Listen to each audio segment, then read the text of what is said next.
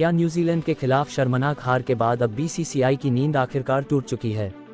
और क्या गौतम गंभीर की जिद और गलत फैसलों की वजह से अब 3 खिलाड़ियों का पत्ता साफ होना तय हो गया है? आज का पूरा वीडियो इसी सच्चाई को बेनकाब करने वाला है। न्यूजीलैंड के खिलाफ खेला गया दूसरा वनडे मुकाबला सिर्फ एक मैच नहीं था, ये भारतीय क्रिकेट के मुंह पर पड़ा एक करारा तमाचा था।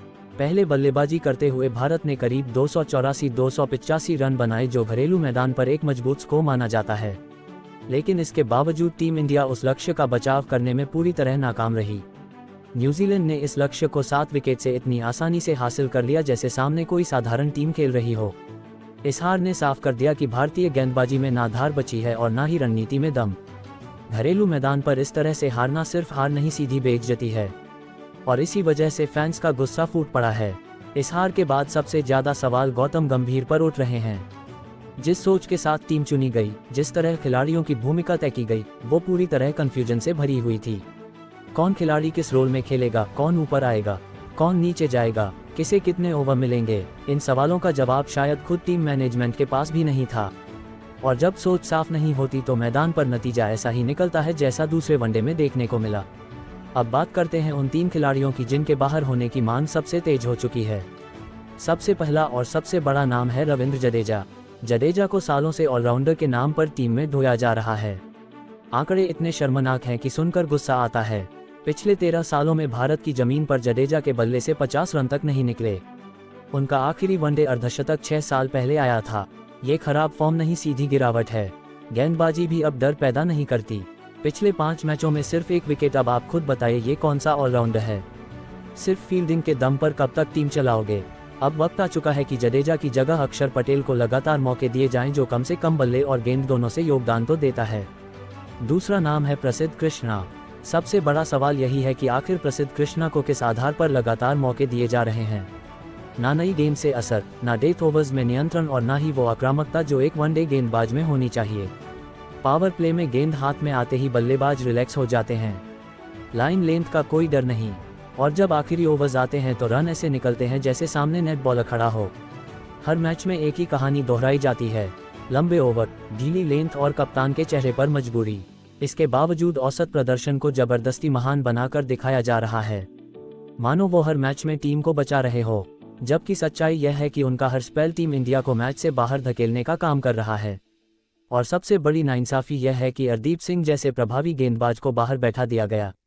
अर्शदीप वो गेंदबाज है जो नई गेंद से स्विंग करवा सकता है, जो बाएं हाथ से अलग एंगल बनाता है और जो दबाव में विकेट निकालने का मादा रखता है।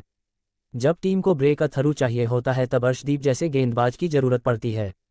लेकिन नहीं, मैनेजमेंट को तो अपनी जिद दिखानी है।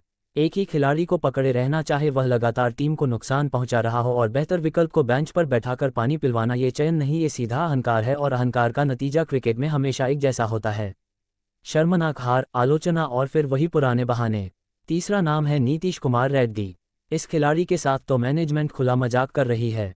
कभी बल्लेबाज ऑलराउंडर बना देते हैं, कभी गेंदबाज ऑलराउंडर, कभी ऊपर भेजते हैं, कभी नीचे। कभी लगता है कि उनसे लंबी पारी की उम्मीद है और अगले ही मैच में उन्हें सिर्फ कुछ गेंदें खेलने भेज दिया जाता है। खिलाड़ी खुद नहीं जानता कि उसे किस रोल के लिए खिलाया गया है। पूरे मैच में 2 ओवर दे दिए जाते हैं जैसे कोई एहसान कर दिया गया हो, और फिर उम्मीद की जाती है कि वही खिलाड़ी हर डिपार्टमेंट में कमाल कर दे। ये टीम इंडिया है या एक्सपेरिमेंट लैब? हर मैच में नया प्रयोग, हर मैच में खिलाड़ी की भूमिका से खिलवाड़, और फिर हार के बाद वही घिसे पिटे बयान की हमने पॉजिटिव चीजें देखी। अगर रोल ही तय नहीं करना आता तो खिलाड़ी को खिलाते क्यों हो? उसे मानसिक तौर पर तोड़ने का ठेका ले रखा है क्या? एक युवा खिलाड़ी को सबसे पहले क्लैरिटी चाहिए। उसे पता होना चाहिए कि उससे क्या उम्मीद है। लेकिन यहाँ तो हालात ऐसे हैं कि खिलाड़ी मैदान पर जाने से पहले ही कन्फ्यूजन रहता है। अब बात करते हैं तीसरे वनडे के लिए संभावित प्लेइंग 11 की। ये सिर्फ एक मैच की प्लेइंग 11 नहीं है, बल्कि यह उस सोच का प्रतिबिंब है जो टीम इंडिया के मैनेजमेंट के दिमाग में चल रही है। ये 11 तय करेगी कि टीम इंडिया वाकई में अपनी गलतियों से सीखना चाहती है या फिर वही पुरानी जिद, वही पुराने नाम और वही पुराने फैसले दोहराने का इरादा है। अगर इस 11 के साथ टीम मैदान पर नहीं उतरी तो साफ समझ लीजिए कि मैनेजमेंट अब भी कुछ सीखने को तैयार नहीं है। 2 मैचों में जो हुआ उसके बाद भी अगर बदलाव नहीं किए गए तो यह मान लेना चाहिए कि टीम इंडिया हार को स्वीकार करने की आदत में बदलती जा रही है। ओपनिंग में रोहित शर्मा और शुभमन गिल, एक तरफ अनुभव दूसरी तरफ भविष्य। ये जोड़ी सिर्फ बल्लेबाजी की शुरुआत नहीं करती बल्कि पूरे मैच की लय तय करती है। रोहित शर्मा वो खिलाड़ी हैं जिन्होंने सालों तक टीम को संभाला है, जिन्होंने बड़े टूर्नामेंट्स में टीम की कप्तानी की है और जिनके अनुभव पर आज भी टीम निर्भर करती है। लेकिन अब उनसे सिर्फ नाम के सहारे खेलने की उम्मीद नहीं है, उनसे जिम्मेदारी की उम्मीद है।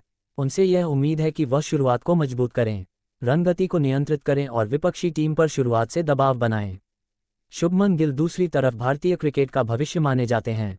उनमें प्रतिभा की कोई कमी नहीं है, लेकिन अब सिर्फ झलक दिखाना काफ़ी नहीं है। अब उनसे यह अपेक्षा है कि वह बड़े मैचों में आगे आकर जिम्मेदारी लें।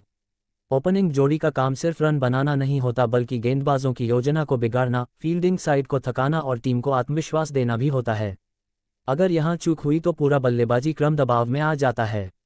इसके बाद विराट कोहली, श्रेयस अय्यर और केएल राहुल, ये तीन नाम अपने आप में बहुत बड़े। इन तीनों के नाम पर ही टीम इंडिया के मिडिल ऑर्डर की नींव टिकी होती।